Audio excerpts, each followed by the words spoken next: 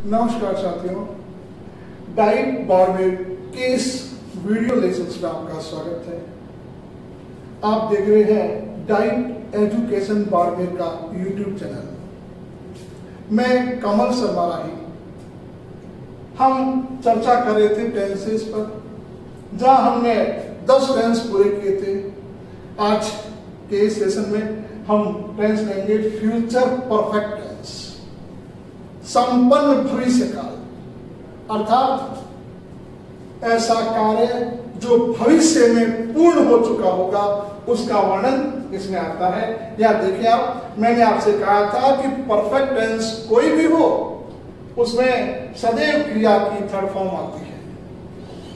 देखिए, कर्ता भविष्य में किसी कार्य को कर चुका होगा, आने वाले समय में कार्य पूर्ण हो चुका होगा, इसका वर्णन उस टेंस में आएगा। अर्थात भविष्य में कार्य के संपन्न या पूर्ण होने की स्थिति होती है। बिल्कुल स्पष्ट है।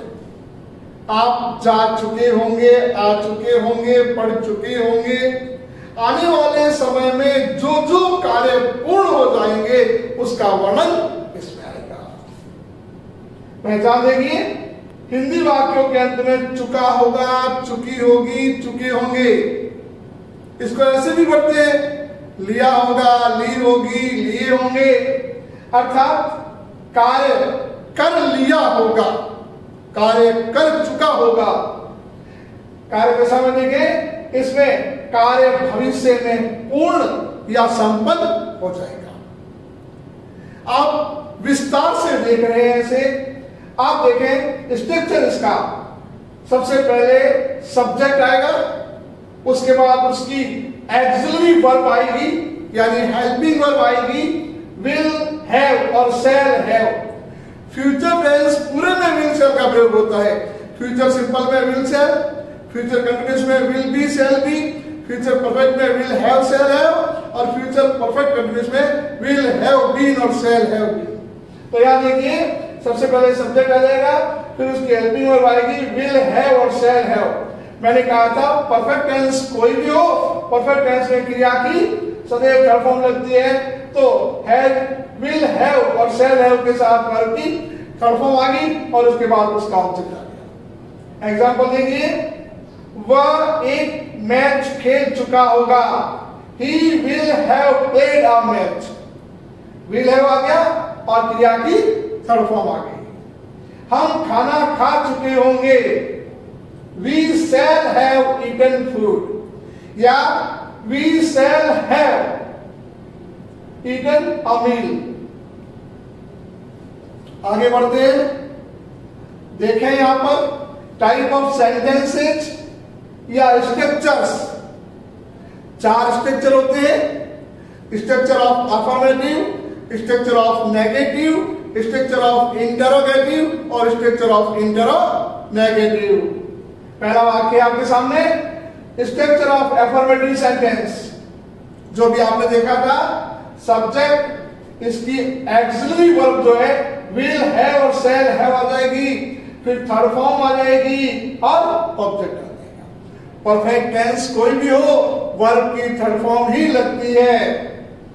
स्ट्रक्चर ऑफ नेगेटिव सेंटेंस, यदि वाक्य को नेगेटिव करना है तो सबसे पहले सब्जेक्ट लगा देंगे, उसके बाद उसकी जो एक्सिलरी वर्ब है उसके साथ डॉट लगाएंगे।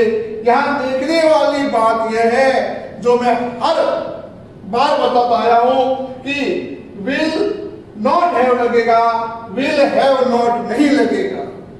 तो क्लियर हो गया, will not have, shall not have, verb की थर्ड फॉर्म और ऑब्जेक्ट।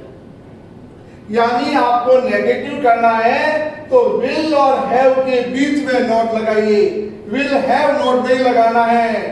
अब देखते हैं सेंटेंस ऑफ इंटरोगेटिव, उसका स्ट्रक्चर देखें। आपके स्ट्रक्चर ऑफ इंटरोगेटिव सेंटेंस, यदि आपका वाक्य प्रश्नवाचक है तो वो कैसे बनेगा, उसकी एक्सिलरी वर्ब जो है, उसकी हेल्पिंग वर्ब जो है वो सबसे पहले आ जाएगी। और यहां पर फ्यूचर परफेक्ट में ध्यान रखें, विल शैल को आगे लाना है, हैव अपनी जगह पे रहेगा।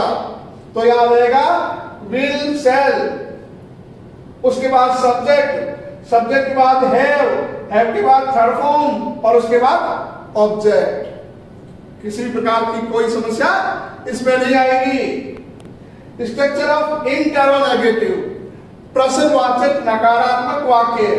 यदि आपका वाक्य इंटरोगेटिव है तो एक्चुअली वर्ब पहले आ जाएगी, यानी विल से पहले आ जाएगा, सब्जेक्ट के बाद नॉट लग करके हैव आ जाएगा, फिर थर्ड फॉर्म आएगी और फिर ऑब्जेक्ट आ जाएगा, क्वेश्चन मार्क लगा देंगे।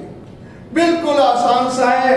पहले सिंपल में जो अफर्मेटिव सेंटेंस है उसमें विल है और शैल है के साथ थर्ड फॉर्म, विल हैव और शैल हैव के साथ नॉट लगना है तो आ जाएगा विल नॉट हैव और शैल नॉट हैव। इंट्रोगेटिव में विल से आगे आ जाएगा, कर्ता के बाद हैव लग जाएगा, और इंट्रोगेटिव में विल से पहले आ जाएगा, कर्ता के बाद नॉट हैव लग जाएगा। इस प्रकार से आपने पास्ट परफेक्ट टेंस के चारों स्ट्रक्चर्स देखे।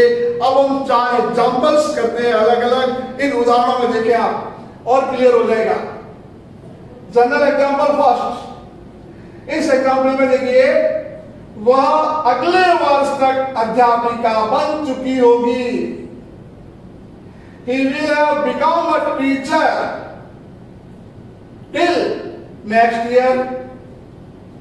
यहां देखिए will have के साथ थर्ड फॉर्म आई है, उसके बाद देखिए will not have के साथ थर्ड फॉर्म आई है, तो यहां देगा वह अगले वर्ष तक अध्यापिका नहीं बन चुकी होगी।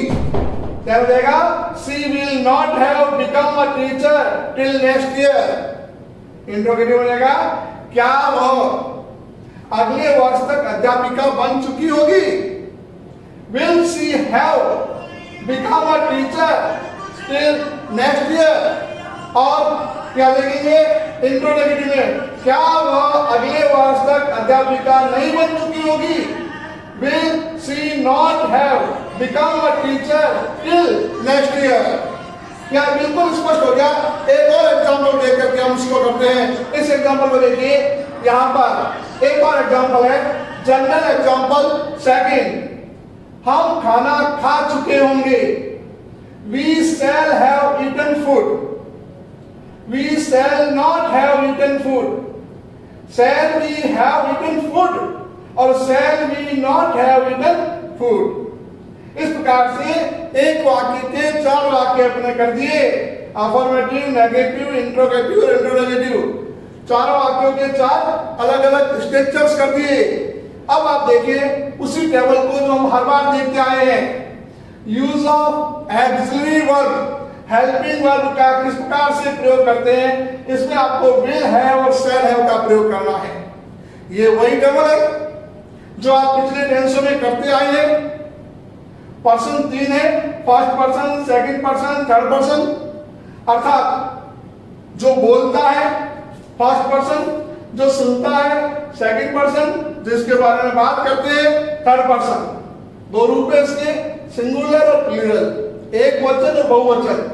First person singular I, plural भी। सेकंड पर्सन सिंगुलर यू और प्लूरल भी you. Third person singular he, she, it और नेम, और थर्ड पर्सन प्लूरल होगा दे और नेम्स। इस प्रकार से आप देखेंगे यहां पर जहां अपन आई और बी के साथ सेल लगा रहे थे वहां सेल है आ जाएगा, और बाकी के साथ विल है आएगा। तो यहाँ थर्ड पर्सन सिंगुलर के साथ विल है, थर्ड पर्सन प्लूरल के साथ विल है, सेकंड पर्सन सिंगुलर के साथ विल है और सेकंड पर्सन प्लूरल के साथ विल है, फर्स्ट पर्सन के साथ केवल सेल है।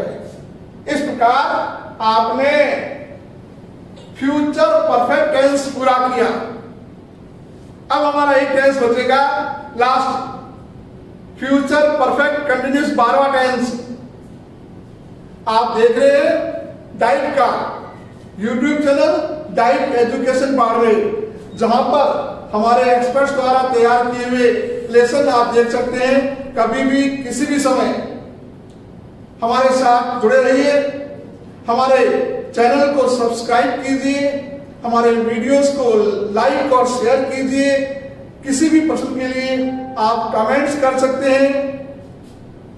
इस वैश्विक महामारी के समय में आप घर बैठकर अपना अध्ययन जारी रखिए। Be home, be safe. Thank you. मिलते हैं अगले लेसन में, तब तक के लिए विदा।